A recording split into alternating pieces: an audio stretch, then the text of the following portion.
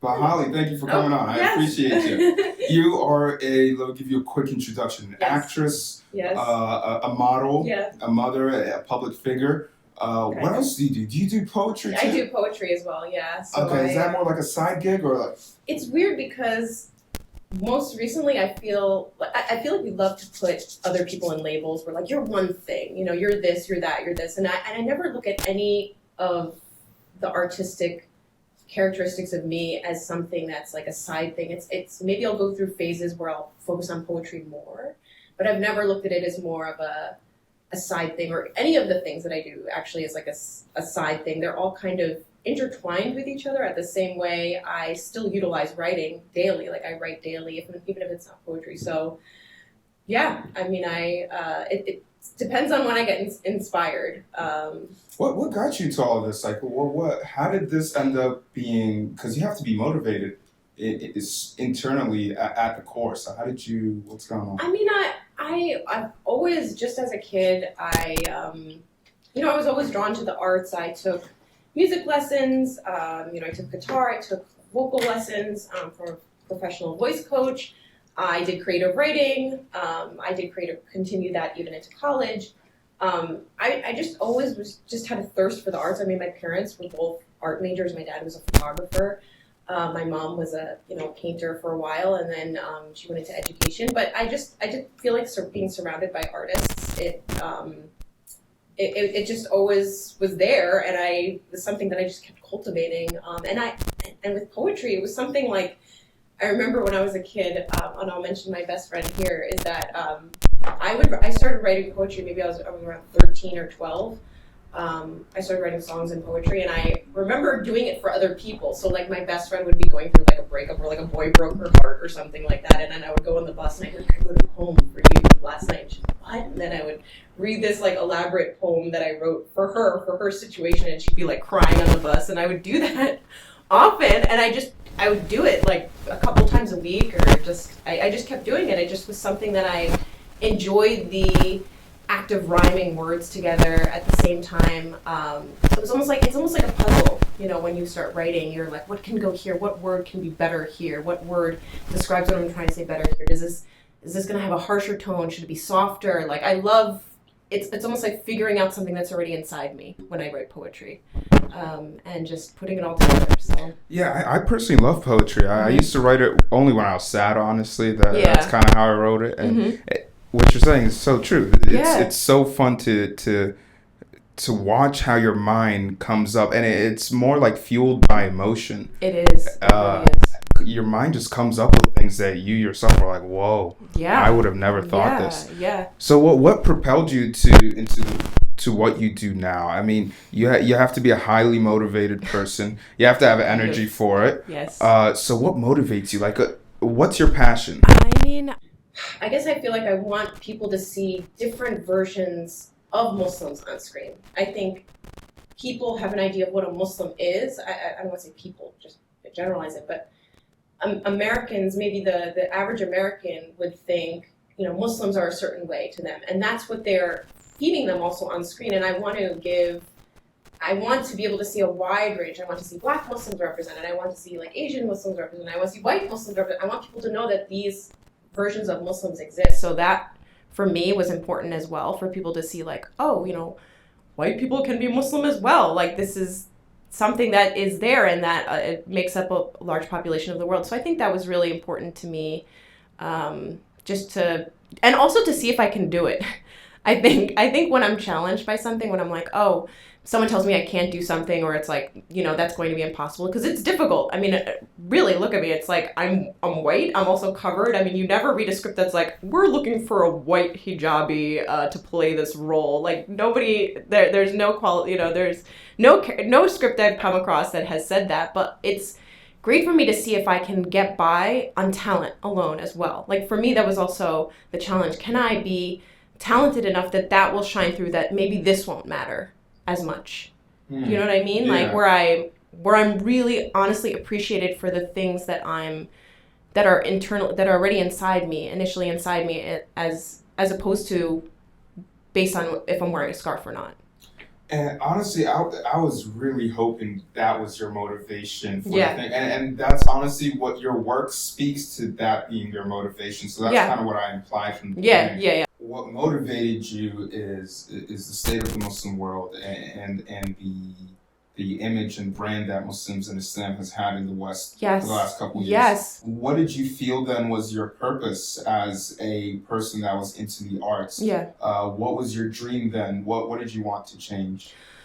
I mean, I just want to change the way that most Muslim women are portrayed on screen. I mean, I don't know if you remember the show 24. Do you remember the show 24 with Jack Bauer? It's Kiefer Sutherland. Is that the one about blackjack? Keith Sutherland. Hopefully you can cut that out. No, it's so he's a counter-terrorist unit guy, and this was like a show on, it was like maybe not 20 years ago, it was like 14 years ago, it was on the air, and it was Kiefer Sutherland. Yes, that's his name. I got it right. And he was supposed to fight terrorists and things like that. And anytime they put a Muslim family on the show, I mean, the woman was bad, even if she wasn't wearing a hijab. Like, she was just he went into a mosque space at one of the episodes, and they had all this like eerie music playing and like really chanting kind of sounds, and just for me, that is the motivation. It's like when I see scenes like that, I'm like, they don't know what this is, like what it really is. It's almost like you want to really unveil it, because like once you know what Islam is, as a revert, like I know I've met Muslims all over, and like the majority, I mean overwhelming majority of Muslims like have made me cry because of their generosity, because of their compassion, because of their beauty, because of their spirits. And it's like, for me, it's like I want people to see that, and how can I get them to see that? Well, I can only get them to see that by like what talents I have, not by doing anything else. Because if you try to preach to the choir or something like that, that doesn't work, that doesn't necessarily always fly. I mean, people don't want to be lectured to, but people get affected by media. People get affected by what they see on the news, or what they see on a movie or in a film or in a skit. And so that motivated me. I was like, maybe I can change people's hearts with art. So when did you even find Islam? I found Islam in 2000 and, well, I was... Like, how old are you? You don't have any... How old were you? I was 21 when I started to do research about it. Okay, but when I reverted, I was 20. Oh, no, I reverted when I was 21. Yes, when I was in college. It was my senior year. What college did you go to? Binghamton University in New York. Binghamton? Bingham. It has ham in it. No, I'm just kidding. So yeah, Binghamton, SUNY Binghamton.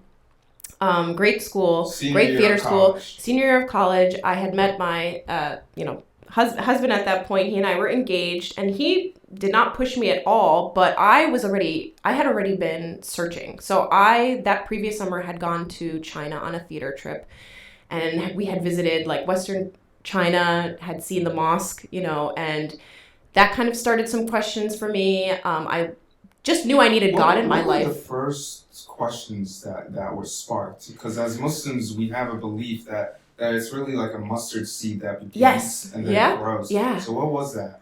For me, I wasn't sure if I believed in God or not. So for me, it was never like, I'm Christian, I believe in Jesus. Jesus is, an extension of God. And I never had that belief to begin with. Throughout my childhood even, I didn't have that belief. But I knew something was missing. I knew religion was missing in my life. And I knew, I wanted to be proven, did God exist? And I didn't find it, for me personally, I wasn't finding it in the Christian tradition. I had a lot of Jewish friends.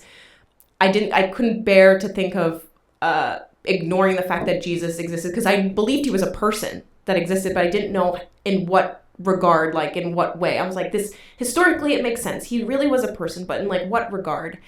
And then I just started doing research, and then when I met my husband and his friends, who were Turkish. What were some of the things you searched up? If you can remember for us. Searched up, does, I don't know. At that point I was learning about like Ramadan and Muslims, like why they fast. And for example, like, Muhammad, like peace be upon him, I think what really affected me was the tree. There's like that, I don't know if you've ever searched it up, it's a tree of prophets. And it went all the way back to the original, it goes back from Adam alayhi salam and Hawa radiallahu, and it goes through all the different prophets, and it shows who's related to who. And, Muhammad, peace be upon him, is on there too. And when I saw the connection between, Ibrahim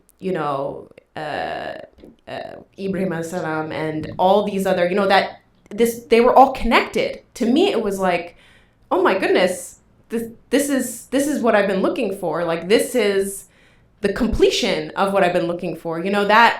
That's where I think I got really affected, was knowing that, because I think we were taught, when I went to high school, we were taught, Islam, there were the 5 pillars of Islam. These are what they are. And that's all you need to know. There was no distinction or connection or any, it's almost like we were taught that Islam was completely foreign. And we grew up knowing that Christianity was a continuation of Judaism. I mean, I knew that. All of my friends knew that. But I didn't know there was something further. It's like that was never taught, that they believed in, that Muslims believed in the same prophets. I think once I saw that there were deep similarities, but at the same time, everything was made more clear to me when I read about Islam. Like, nothing seemed fuzzy. When I would go to the Bible and look up something, everything just seemed very confusing. It just was very clear to me. That's when I was really sure, because I wanted to be proven, and it was like once I believed in God, I was like, I can only become Muslim because this is laid out for me, and the fact that Jesus is also not a godly figure and he's a Messiah, but he's also just a prophet in person as well. To me, that was like, that is what had always made sense, and I never found a tradition that could represent that for me. And finally, Islam was the answer. So it was the only religion that truly brought everything that was already in my heart. All those stories. It finally came together in a way that I was completely, wholeheartedly accepting of. Manner, yes. Comprehensive manner. Yes. So, alhamdulillah. Was there a moment? Was there like that moment where you said, "There's no way I could be anything other than Muslim. I'm going to become Muslim now"? I can't pinpoint it exactly, but I can definitely tell you that actions speak louder than words, because like, I had never met Muslim people before. I mean, in the high school I grew up in, I think there were like 2 other Muslim people, and I wasn't really close to them, or we were acquaintances, but I didn't know how they lived or was really close with them. But in the friends that I had in college, seeing how they talked to each other, how respectful they were to each other, how gentle they were with each other, how understanding, and just seeing that in action combined with the knowledge that I had researched myself, I was like, this is something different. This isn't like a joke. This is something different. And I just knew it was for me. It's like, I just knew. I can't remember an exact moment where I was like, oh, this, like something happened, like a spark or a light bulb. And I don't think, for the majority of Muslims who revert, I don't think it's like that to a degree. I know there are a lot of reversion stories out there where it's like, oh, the light, I turned to a page and it was like God speaking to me, and like, oh, like angels singing, it wasn't like that for me. It was just through, it was eventual acceptance that this was what it was. It was like, eventually the veil lifted and it became clearer and clearer, more clear to me. So.